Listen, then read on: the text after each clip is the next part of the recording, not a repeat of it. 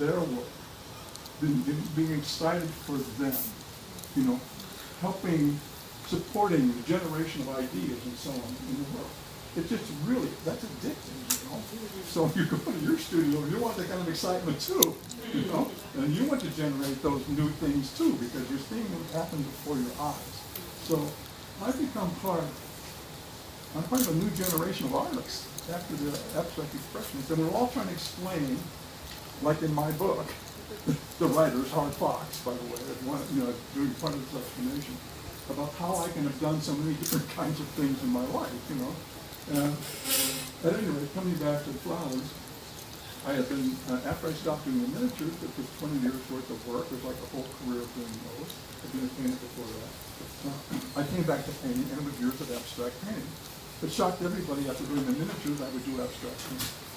You know, but to me it was like, why not? I mean, you know, it's exactly what I wanted to do. But the speculation about what artists did when they were older, and I ran into something that really moved me, actually some years before, but it started to generate more in my thinking, which was a book on the last flowers of Manet. You know, Manet, in the last year of his life, had gangrene in his leg.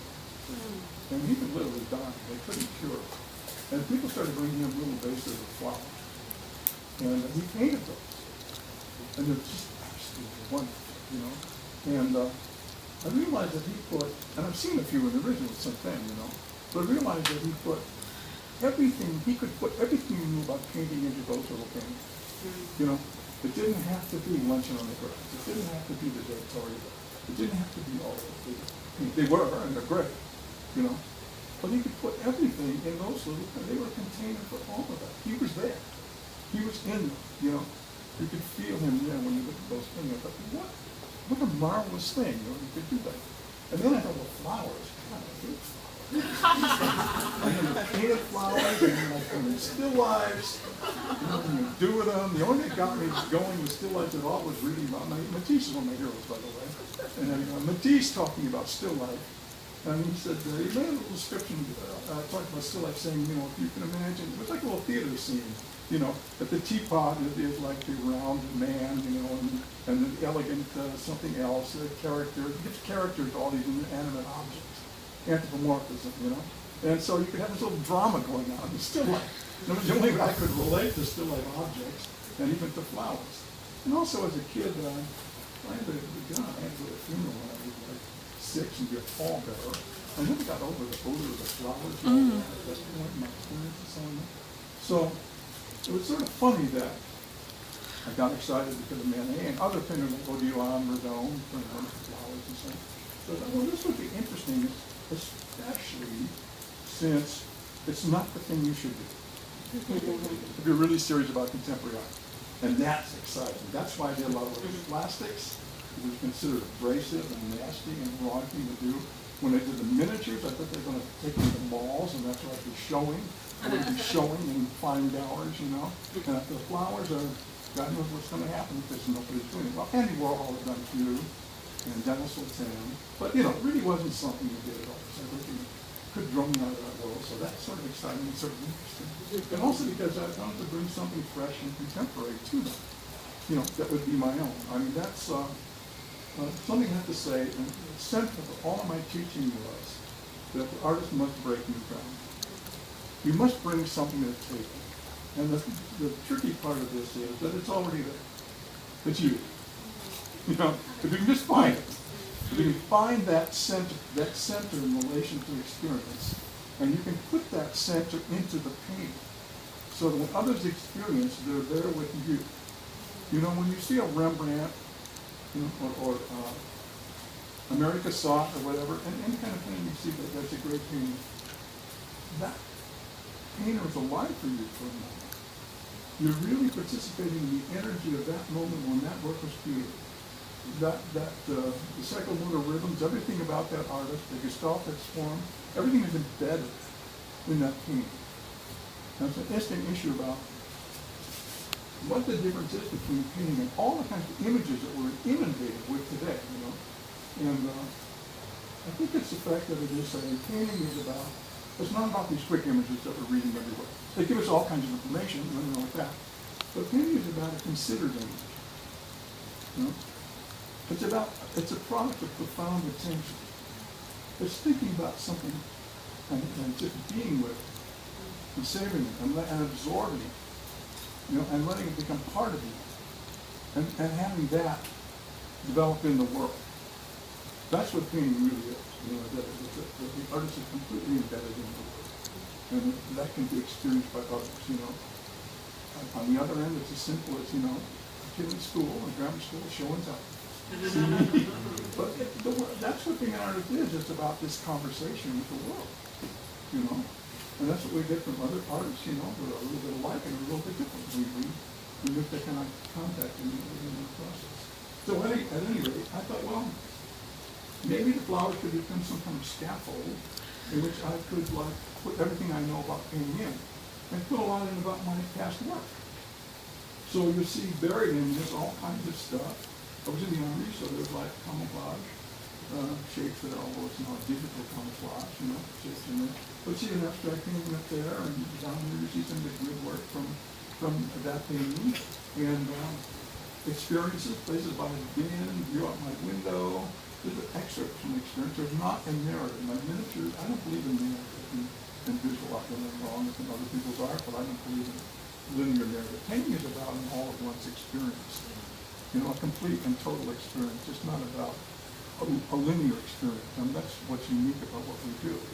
And some people say it actually helps train people to see problems in depth because they can see them all at once, as opposed to seeing things on a linear basis.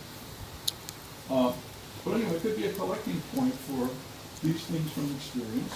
It's like excerpts. I'm just sharing all those things, and you touch base. You know, if you've been to some of these places like Disneyland down there, hidden in the middle, then you know we've been there, right? And so on with many of the other things we do.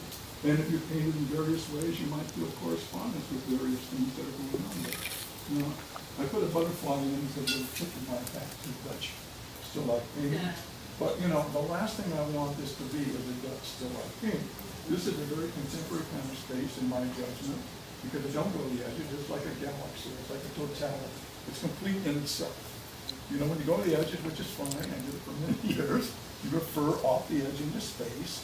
You get a different kind of space, but you can never capture a totality in this way. And that's what I was looking to enter this world, and you move into space. But this space it's a space of contemporary painting, both flat and very deep. So I have little airplanes flying around in there, which is supposed to, you know, clue you to begin to read the space in a whole variety of ways as you begin to move around it. There are little monkeys in there standing in for us who are jumping around in space. They are, I'm thinking, I think I have some figures in, little figures in the space moving around too. And there's some texture in there called urban grit. And I thought the flowers needed something that was a little bit more tactile, not going on the downtown artist. Feel some of that nature, that urban nature of things. And in these early paintings, you see they still maintain the sense of a bouquet, which I never was very good at, or I could never put together a symphony, but I don't want to do bouquets anymore. But anyway, I realized that this was the second painting. It didn't have to be in the file. And I just twisted the stems. And once I did that, I realized these are these gradual realizations. Oh, I'm not doing that at all. I'm doing floral painting, which means that flowers can act independently. And in fact, they can act in very abstract ways. My flowers do not behave like normal flowers. They stand up, you know, vertically, and they make all kinds of spatial movements that are more formal in the way that they operate in space, and you experience things on a whole bunch of other levels besides just there being flowers, you know. And I think, well, you know, flowers can go upside down, and go right side up, and go diagonal, and I can explore a variety of that and a variety of colors and circumstances from painting to painting, or at least in series. Well, even in any single series, I have all kinds of, there's some daytime sunflowers over there.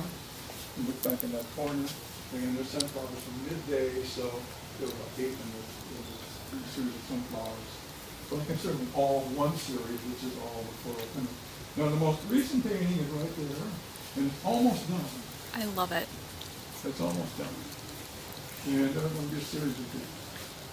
And this happens to be the most political painting I've done. Huh. I watch the news. My hearing isn't very good, so I watch the news constantly. And the more I watch it, the more upsetting it is, you know. And politically, it's very upsetting. And so this is a comment on the state of contemporary. This is the American story, as opposed to the Dutch story. And it's talking about the way this country is right now and what's going on.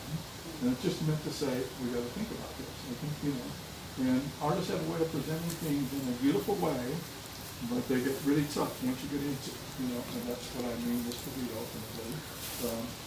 I thought for a minute maybe I was doing things about being on steroids up there. That pressure was really embedding the sense of what I wanted in those strokes as I was doing them in the process. So beautiful. So going from having all these little elements in the painting, over a period of time, Not quite like that, but I began to move to something else, which is you see these elements here, which are kind of, strangely, everything is masked off, and I paint everything black. And then I paint this on top. And when I remove the masking, they all fall back underneath it. But they are like a kind of abstract writing, in which and I just love doing it. It's almost like abstract poetry. It's not about wild abstract expression or brushing or whatever, but just about a very gentle kind of using and moving and, you know, being in the world, with a sense of that kind of presence. In the same way that I want the water lilies to be meditating, to be easy, you know. I want to bring that to the world, you know. There's a story about Matisse, which is when he had a friend who was ill, he'd go to the hospital with painting, and he'd say, I brought this painting for you, and for you to look at. I have to go back and paint because I'm going to be painting, but I want you to look at it. If you look at this every day, it's going to help make you better. oh, See, and I believe it. I mean, I don't think painting cures germs, but but I do think that they can present a healthy configuration.